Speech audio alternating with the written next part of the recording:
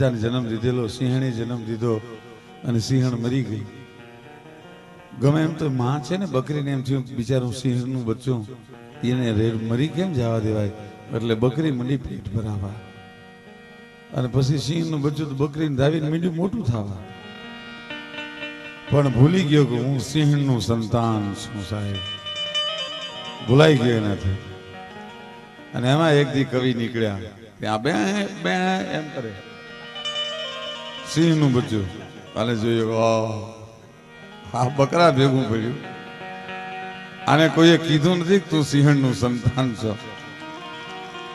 અને કહેવાળી પકડી કવિએ ભાઈઓ, અને બરોબર તળાવના કિનારે લાવીને કીધું, આય વનરાજ,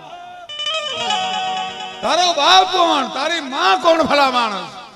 તારે એક જણ ખાંભળે ત્યાં હાથણીના ગર્ભ ગળી જાય. બકરાની ભેગી શરમ નથી આવતી. અને નરસિંહ અવતાર જેવો જ્યાં પોતાનો ચહેરો જોયો અને થપાટ મારી પંજાની અને દણક દીધી.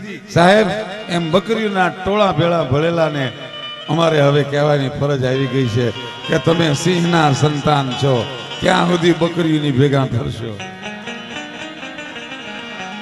મારી કહેવાની ફરજ આવી ગઈ છે.